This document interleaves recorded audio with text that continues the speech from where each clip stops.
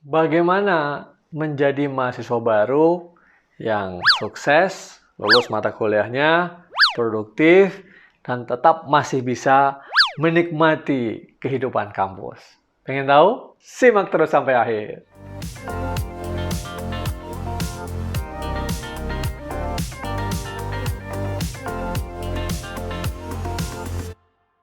Saya Tirta Mursitama, selamat datang di channel ini. Channel yang memberikan informasi seputar sukses belajar di perguruan tinggi. Buat kalian ya, dari masuk kuliah nih, waktu perkuliahan, hingga penulisan tugas akhir, skripsi, ya, atau yang menyimak juga, yang bagi bikin tesis, bikin disertasi, silahkan juga. Baik, yang sudah subscribe, terima kasih banyak. Yang belum, silahkan subscribe ya, karena banyak info-info, ya, jangan sampai Anda ketinggalan info tentang sukses belajar di perguruan tinggi. Baik sekali, saya menyajikan 5 hal ya, tips bagaimana agar sebagai mahasiswa baru itu sukses gitu, nggak burn out, tapi tetap enjoy, tapi juga lulus dengan baik. Gimana ya? Yang pertama, langsung saja, adalah pahami silabus dengan baik. Apa itu silabus? Ya, silabus itu adalah deskripsi mata kuliah, ya, course outline lah, kira-kira begitu ya. Jadi di situ memuat tentang apa sih mata kuliahnya ini, tentang apa, deskripsinya apa, kemudian ada topik-topiknya, ada topik tiap sesinya itu membahas apa, kemudian evaluasinya apa saja, di situ tugas-tugasnya apa, termasuk mungkin nanti ada ujiannya, ujian tengah semester maupun ujian akhir semester ya. Nah, itu kamu pelajari. Misalnya itu apakah ada dalam Learning Management System-nya ya, LMS, atau ada diberikan dalam bentuk hard copy oleh dosen kamu, oleh kampus kamu, ya silahkan. Kamu minta. Biasanya itu diberikan di pertemuan pertama gitu ya. Atau juga bisa kadang-kadang sudah ada tuh di sistemnya. Jadi beberapa waktu sebelumnya, bisa seminggu atau 2 minggu sebelumnya, itu sudah ada silabusnya. Sehingga kamu udah bisa siap-siap gitu ya. Nah ini penting banget. Pahami setiap mata kuliahnya. Karena setiap mata kuliah punya permintaan yang berbeda ya, persyaratan yang berbeda, buku teksnya beda, ya, deskripsi mata kuliahnya beda, gitu ya. Yang semua itu punya pencapaian pembelajaran ya, capaian pembelajaran yang nanti harus kamu capai sebagai mahasiswa di akhir semester tertentu itu, gitu. Setiap ngambil mata kuliah, pelajari deskripsi mata kuliahnya, silabusnya, course outline-nya, kemudian di akhir semester dengan kamu mengikuti mata kuliah itu dan harapannya lulus, ada kompetensi ya yang kamu capai. Nah, itu yang harus kamu pahami. Dengan begitu kamu bisa berkontribusi dengan baik gitu. Bagaimana mengikuti mata kuliah ini dengan baik sehingga kompetensi yang kamu dapat ya, pengetahuan yang kamu dapat, sehingga investasi kamu belajar di kampus idaman kamu ini, di jurusan idaman kamu ini benar-benar tercapai. Itu yang pertama ya. Yang kedua adalah kerjakan tugas-tugas. Kerjakan juga ujian-ujian tengah semester maupun akhir semester dengan baik. Bahkan saran saya lebih baik berikan yang terbaik apa yang bisa kamu berikan dalam perkuliahan itu, dalam tugas-tugas itu. Kan tugasnya banyak ya. Kalau biasanya ya ada, kalau 4 SKS itu ada kadang-kadang ada kuis ya, ada 3-4 kuis, atau bikin ringkasan, bikin draft tulisan, bikin review, bikin draft video ya, dan lain-lain. Nah, selain itu Anda juga misalnya diskusi, Anda bikin grup paper bareng-bareng sama teman-teman satu kelompok. Nah, harus nyusun itu papernya misalnya ya, ini kalau untuk hubungan internasional ya, yang biasanya banyak analisis gitu ya, banyak presentasi, banyak ngomong, diskusi gitu. Dan ditambah lagi untuk ujian tengah semester maupun akhir semester. Macam-macam ujian tengah semester, bisa juga ujian bentuknya pertanyaan, menjawab pertanyaan ya, ada apa essay gitu ya, atau juga mungkin ada yang bikin paper ya, bikin makalah gitu ya.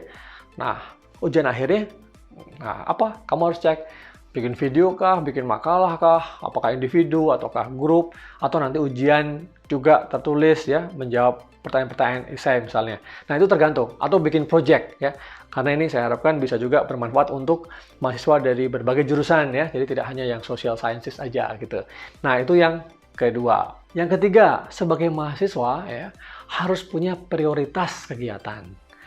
Tentu prioritas kegiatan ini yang utama adalah kuliah. Udah pasti kan? Ya, kamu ke kampus ya, kamu daftar di kampus idaman kamu, di jurusan kamu kan pingin dapatkan ilmunya kan? Dapat kompetensinya itu. Ya gimana pun juga pertama harus kuliah. Namun kuliah tidak selalu hanya semata-mata itu mengikuti perkuliahan saja. Tetapi kegiatan-kegiatan lain harus juga kamu ikuti agar pengembangan diri kamu tercapai juga. Misalnya ada kegiatan nanti ikut kegiatan magang, kegiatan mahasiswa lain sesuai dengan hobi kita. Ya, apa keagamaan, seni, budaya, olahraga, protokol, asal apapun gitu ya, silahkan. Jadi kamu nikmati, kamu tahu ilmunya, paham ilmunya tentang bidang kamu ya, hard skill-nya kamu dapat, tapi juga soft skill-nya kamu dapat.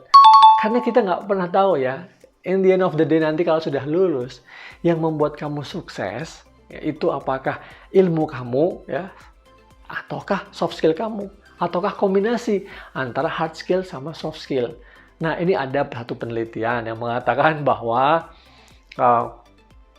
hard skill itu atau ilmu pengetahuan yang kita pelajari dari satu satu jurusan itu ya, bidang ilmu kita, itu kira-kira hanya 20% yang relevan untuk kita kerja atau entrepreneur. Kan sayang banget ya. Nah, saya sendiri sih lihat itu sebagai kritikal ya, hal yang kritik, yang konstruktif. Tapi itu justru menjadi hal yang penting buat universitas, buat kampus. Gimana buat kurikulum yang relevan dengan kebutuhan pasar atau tempat kita kerja. Ngapain kuliah kalau nanti akhirnya nggak bisa kerja gitu kan? Atau nggak bisa jadi entrepreneur, self-employed nggak bisa, terus ngapain kuliah kan gitu ya? Nah, tetapi, untuk itu bukan berarti terus, wah kalau gitu nggak usah kuliah aja. Nggak bukan gitu ya kan? Selama nggak ada pilihan lain yang lebih bagus ya, kamu nggak yakin mau jadi entrepreneur juga nggak sebrilian siapa? Mark Zuckerberg, Steve Jobs, atau Elon Musk, atau yang lain-lain lah ya. Nah, itu tetap kuliah menurut saya saran yang paling penting ya. Pendidikan yang bisa mengubah kita, nasib kita menjadi lebih baik. Nah, karena fondasi-fondasi pemikiran kita, pemahaman kita terhadap ilmu pengetahuan, terhadap fenomena yang ada di dunia ini, ya kematangan kita juga didapatkan dari kampus, didapatkan dari pendidikan. Itu yang ketiga. Yang keempat adalah manajemen waktu yang baik. Atur waktu yang baik. Tentu semakin dewasa, ya, kuliah itu adalah pendidikan orang dewasa, ya kan? Banyak kegiatan, ikutin perkuliahan, ikutin kegiatan mahasiswa, magang, hobi juga, mungkin bisnis juga, ya kan? Nah, gimana? Harus diatur waktunya. Kalender itu harus menjadi penting. Jangan mager, ya. Nah, mau punya kalender elektronik atau mau gimana caranya, kamu harus naruh tuh. Kalau pagi ini kuliah ini ya kan, di sini pagi kuliah ini ya jam sekian. Terus habis itu saya ikut kegiatan mahasiswa, kemudian ada ikut lomba, kemudian saya ikut kegiatan yang lain gitu ya. Nah, tuliskan di situ ya, masukkan ya. Dengan di situ nanti kamu akan bisa melakukan evaluasi. Di hari ini dari akhir hari kamu bisa evaluasi. Usahakan bikin penjadwalan 1 minggu lah paling tidak ya. Tapi kalau misalnya ada yang sudah tahu acara kita mungkin minggu depan, bulan depan, perlu dimasukkan, masukkan dari sekarang. Sehingga nanti kamu bisa evaluasi, efektif nggak saya melakukan penjadwalan ini, dan eksekusinya pas apa tidak. Nah, ini ya penjadwalan yang baik. Gunakan kalender-kalender elektronik lah, atau berbagai macam aplikasi udah banyak kan, yang bisa membuat kamu ada alert gitu ya.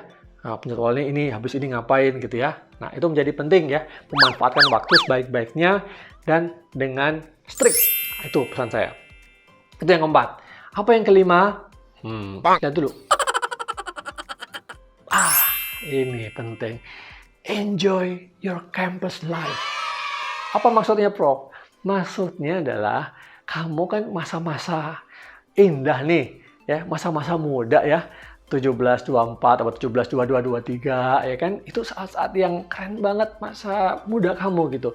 Jadi kamu tetap harus bisa menikmati kehidupan kampus kamu. Jangan boring jadi insan ya, yang hanya datang berangkat rumah atau kosan, apartemen gitu ya, terus ke ke kampus balik lagi ya kan. Banyak sekali di dunia luar sana itu banyak kegiatan. Enjoy gitu ya. Nikmati kuliahnya oke, ikuti kegiatan yang lain dan juga banyak teman, berteman. Ya, berteman itu akan menjadikan supporting system kamu ya dalam sukses mendukung kuliah kamu. Juga setelah kamu lulus nanti, teman itu nanti ya yang bisa kamu ingat, bisa bantu kamu juga untuk kesuksesan kehidupan kamu.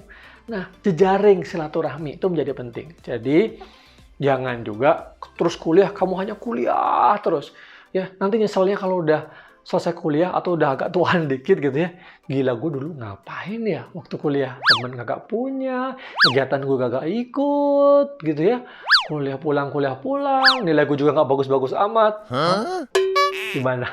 Nah, waktu ada sesuatu yang paling berharga, ya kita nggak bisa lagi mengulang waktu itu.